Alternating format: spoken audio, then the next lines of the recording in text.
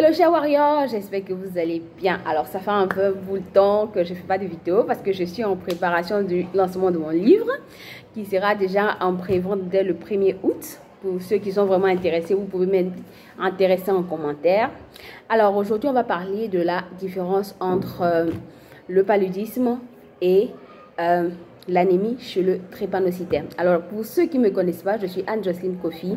J'ai tous les drépanocytaires et les parents de drépanocytaires à dompter la drépanocytose par la foi, les bonnes pratiques et surtout sur les pensées positives. Alors aujourd'hui, je voulais vous parler d'un sujet qui m'est revenu surtout dans ce temps de saison de pluie. Beaucoup d'enfants drépanocytaires ont le corps qui chauffe, ont des petits bobos. Voilà, parce que le temps ne s'y prête pas, malheureusement, et que c'est un temps vraiment qui fatigue la plupart. En tout cas, pour moi, c'est le meilleur temps. J'adore la saison des pluies. Voilà.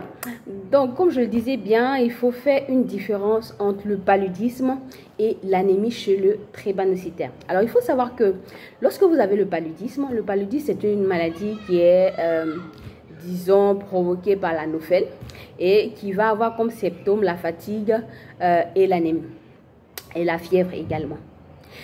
Vous avez également l'anémie chez le drépanocytaire, c'est-à-dire quoi? Un drépanocytaire qui est constamment anémié et qui, dans sa période, généralement monte autour de taux de 9 grammes d'hémoglobine ou 10 grammes pour ceux qui atteignent le 10 grammes.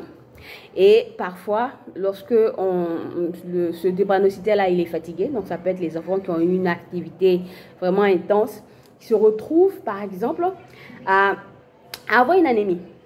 Donc, lorsqu'il y a cette anémie-là, vous allez voir également les mêmes symptômes que dans le cas du palu. Donc, vous allez avoir de corps chaud, vous allez avoir également de la fatigue. Donc, généralement, certains parents, quand ils voient ces symptômes-là, n'arrivent pas parfois à faire la différence. D'accord? Donc, pour faire la différence, c'est vraiment simple. Dès que la fièvre commence, le premier réflexe, c'est d'aller à l'hôpital vous faire examiner par un médecin. Donc, lorsque les examens sortent, donc vous avez les examens qui sont faits sur le NFS, vous avez également le test de paludisme, et également le CRP pour voir s'il n'y a pas une infection. Bien, donc si par exemple le CRP ne montre pas la présence d'infection et que le NFS est légèrement, disons légèrement calibré, c'est-à-dire que pour un drépanocytaire qui est en bonne santé normalement tout autour de 9-8, donc ce drépanocytaire-là se trouve à partir de 7 grammes, 7,1 grammes. Donc ce drépanocytaire-là va être un peu affaibli. D'accord? Donc, généralement, les médecins ne vont pas s'alarmer et vont donner généralement des médicaments pour faire remonter le taux de sang.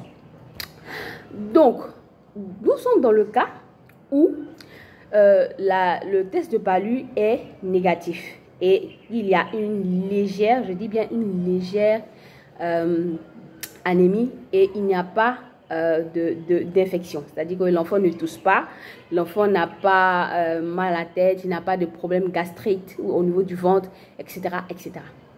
Donc, dans ce cas-là, c'est simplement l'anémie qu'il faut traiter.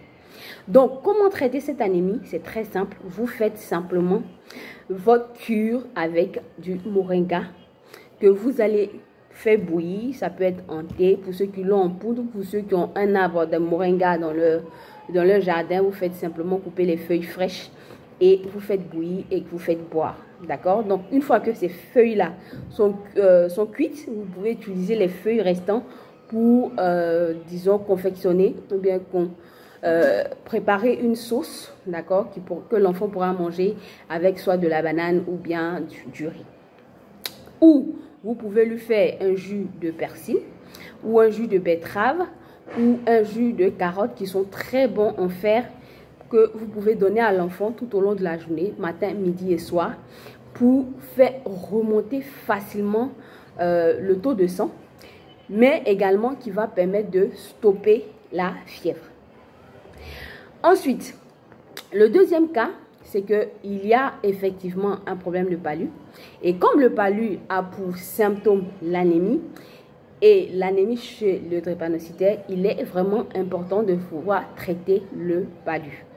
Donc, lorsque vous traitez le palu, pendant que vous êtes en train de traiter le palu, il faudrait derrière traiter l'anémie pour éviter que cette anémie-là s'accentue et que la fièvre puisse persister. Donc, c'est la même astuce. Vous faites simplement votre jus de moringa ou votre jus de persil ou votre jus de betterave que vous consommez matin, midi et soir, qui sera très bien pour votre enfant. Alors, pourquoi est-ce que je parle de cette différence-là? Il est important que chaque parent, si vous avez des enfants drépanocytaires, vous puissiez faire attention. Regardez vraiment les résultats. Si le test de palu est négatif, ne faites pas le traitement de palu. Ça, c'est ce que je conseille. Maintenant, s'il arrive que le médecin soupçonne, par exemple, il y a quelques grammes du plasmodium dans le sang, donc à ce moment-là, peut-être que vous n'avez pas la possibilité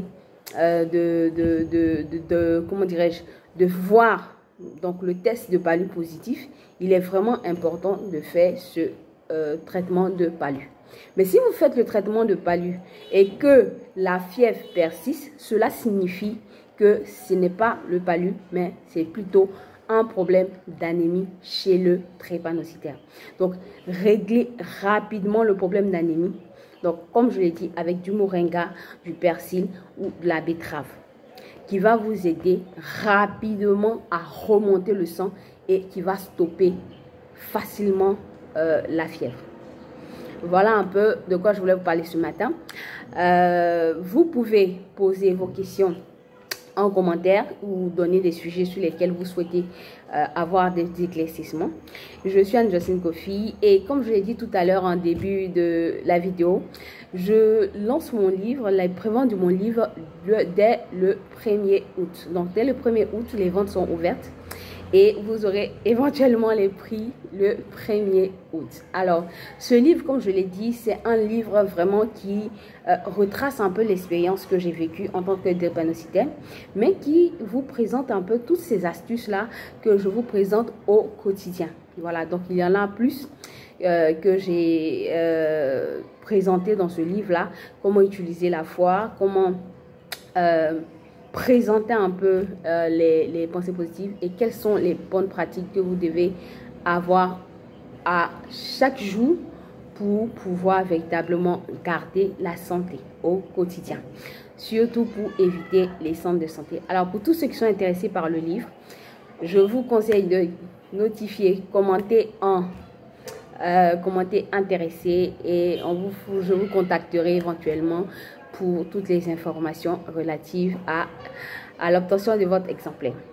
Ah, il y a un bonus, je tiens à vous ajouter qu'il y a un bonus. Donc, il y aura un e-book 52 pensées positives que vous allez répéter chaque jour pour dompter la drépanocytose. Alors aussi, c'est un ensemble de pensées positives que j'utilise au quotidien et qui m'aident vraiment aussi à garder la santé au quotidien, malgré le temps.